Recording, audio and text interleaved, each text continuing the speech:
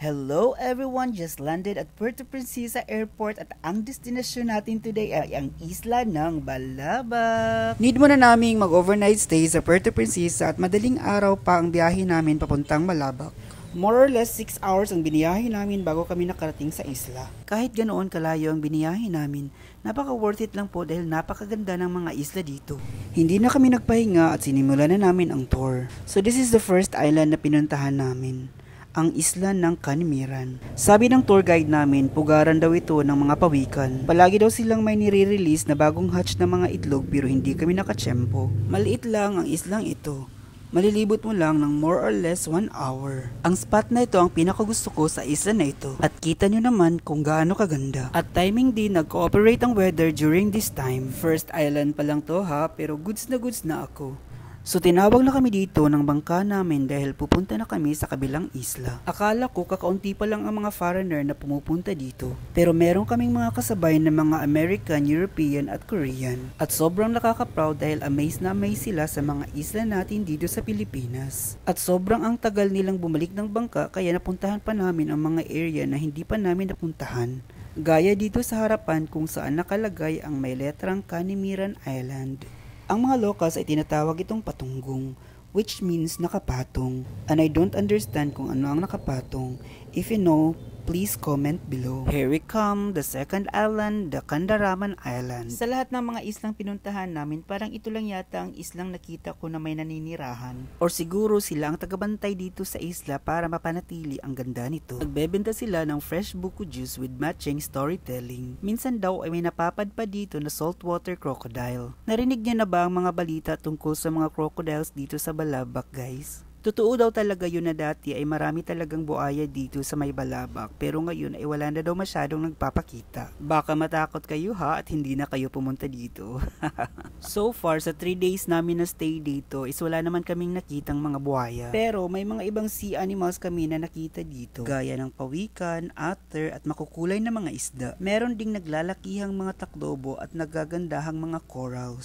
Sobrang nakakamangha at napakaganda talaga ng mga gawa ng Diyos. If you have plans to visit Balabac, I would really suggest na summer kayong pumunta dito. Para malaki talaga ang possibility na maganda talaga ang weather. And here we are arriving at Patawan Island. I would say that this island is small but terrible. Parang ito yata ang smallest of all islands na pinuntahan namin. So this island serves as our home. Dito kami muuwi, kumakain, natutulog, nagpapahinga at nagsha-shower. Ang food accommodation at island hopping ay kasama na pala sa package, guys. So 15,500 per head ang na-avail namin na package. So hindi pa kasama ang airfare at accommodation namin sa Puerto Princesa. At kung mahilig naman kayong kumain ay magdala na lang kayo ng extra food at tubig. Kasi limited lang ang food nila dito. Kung ilan ang reservation, yun lang ang pre-prepare nila. Walang electricity dito at signal, kaya magdala kayo ng power bank. Meron naman silang generator at wifi, so makakapag-charge pa rin kayo in a certain period of time. So kung gusto nyo ng mga castaway na peg,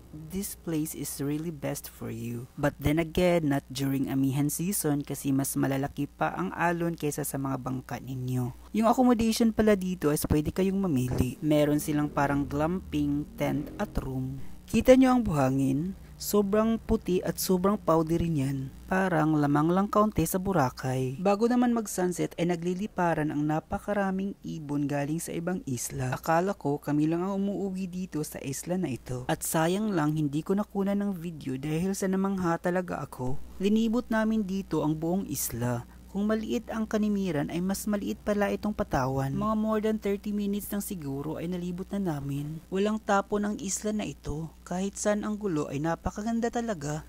At higit sa lahat, napakalinis. So this is our day 2. Dumaan kami sa Bangkalaan Island para kunin ang mga supplies namin. Gaya ng tubig at mga pagkain. Nagbebenta din sila dito ng mga souvenirs. At dito ay papunta na tayo sa the most awaited island, ang isla ng Unok. So that's the Unok Island, guys, from afar. The only island na merong 24/7 Starlink internet. Pagdating namin dito is napakaraming foreigner na nag-camping. Kung alam lang namin ay dito na lang din sana kami nagstay.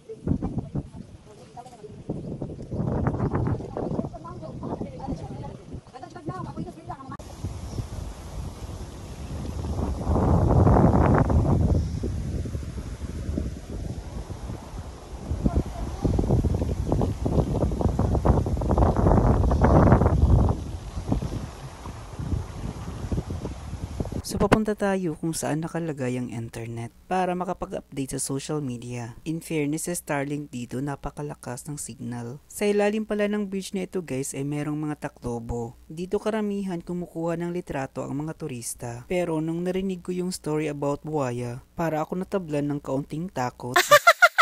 Kaya pag naliligo ako ay alert na ako palagi. Itong Balabac pala guys ay last frontier na pala ito ng Pilipinas. Karamihang mga produkto nila dito ay galing ng Malaysia. Gaya ng mineral water nila ay hindi ako familiar. Kaya pala isa Malaysia na pala sila umaangkat.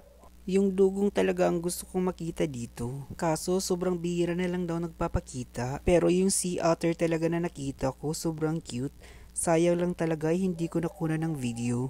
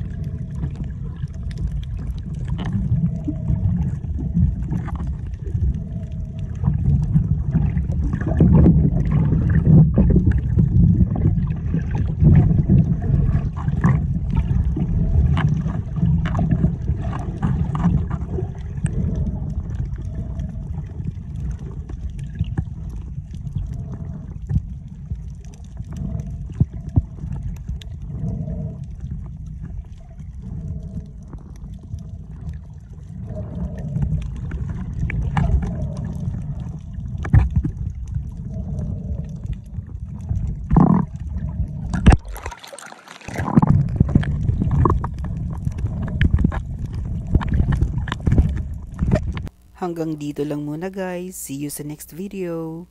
Don't forget to follow.